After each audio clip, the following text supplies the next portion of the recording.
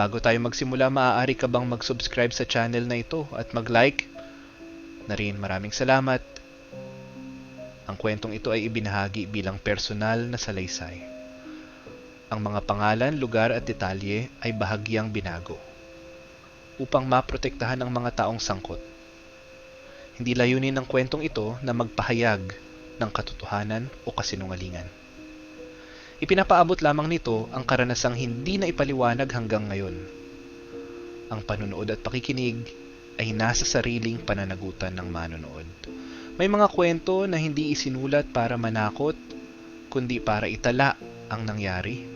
Mga pangyayaring hindi kayang ipaliwanag ng papel at mas lalong hindi kayang kalimutan ng mga nakaranas. At ngayon ang pamagat ng ating kwento ay ulat ng isang hindi na bumalik. Taong 2018. Ako ay nagtatrabaho bilang contractual field staff ng isang maliit na NGO. Ang trabaho namin ay mag-document ng mga lumang bahay at lupa sa mga liblib na barangay na planong i-develop.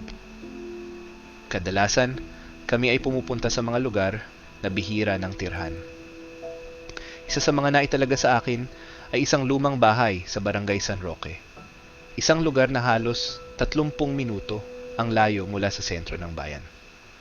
May iilan pang nakatira roon, karamihan ay matatanda. Ang bahay ay gawa sa kahoy at semento. Ayon sa mga dokumento, huling tinirhan ito ng isang pamilya noong early 2000s. Pagkatapos noon, iniwan na.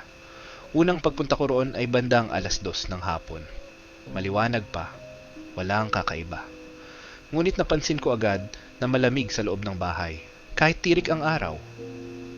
Habang kinukuhanan ko ng litrato ang mga kwarto, napansin kong may bakas ng paa sa alikabok sa sahig ng ikalawang palapag. Maliit, parang paa ng babae o bata. Imposible, dahil malinaw sa tala na walang pumapasok doon sa loob ng maraming taon. Hindi ko iyon isinama sa report. Kinagabihan, bumalik ako roon kasama ang barangay tanod para kumuha ng night documentation. Bandang 9:00, tahimik na tahimik ang paligid. Walang aso, walang kuliglig. Habang nasa sala kami, napansin kong humihinto ang recorder ko. Kahit bagong charge ang baterya, 3 beses itong nangyari. Sa ika-4 narinig ko sa playback ang mahihinang bulong na wala naman noong nandun kami. Hindi namin pinansin. Pero habang paalis na kami, tinanong ako ng tanod, "Sir, napansin niyo ba na parang may tao sa itaas?" Tumigil kami. Night na may tunog ng dahan-dahang paglalakad sa ikalawang palapag. Mabagal, mabigat, parang may hinihila. Walang umakyat. Kinabukasan, kinausap ko ang isa sa pinakamatandang residente ng barangay. Doon ko unang narinig ang pangalan ng dating nakatira sa bahay, isang babaeng naiwan ng asawa, at natagpo ang patay sa loob ng kwarto sa ikalawang palapag. Ayon sa barangay blotter, natural causes. Pero may chismis na hindi siya namatay mag-isa. Sa ikatlong gabi ng documentation, mag-isa na lang akong bumalik. Mali ang desisyong iyon. Bandang 11:00, habang kinukuhanan ko ng video ang hagdan, biglang bumigat ang hangin. Hindi ako makahinga ng maayos, parang may nakatayo sa likod ko. Sa video, makikita na huminto ako sa pagsasalita. May maririnig na malinaw na boses, "Bakit mo ako ginising?" Hindi iyon boses ko. Tumakbo ako palabas. Hindi ko na tinapos ang trabaho.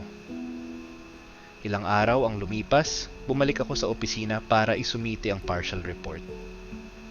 Ngunit sinabi sa akin ng supervisor na may nawawalang pangalan sa talaan, ang pangalan ko. Ayon sa records nila, hindi raw ako ang naka-assign sa San Roque. Mas nakakapangilabot, may lumang report daw noong 2004 na may kaparehong apelyido ko, field staff din, na hindi na muling nakita matapos ma-assign sa parehong bahay. Pareho kami ng apelyido. Pareho ng unang pangalan. Hanggang ngayon, hindi ko na binuksan muli ang video file na yon. Pero minsan, kapag mag-isa ako at tahimik ang paligid, bigla na lang nag-o-on ang recorder ko. Tas sa mahinang playback, may boses na pamilyar sa akin. Balik ka na.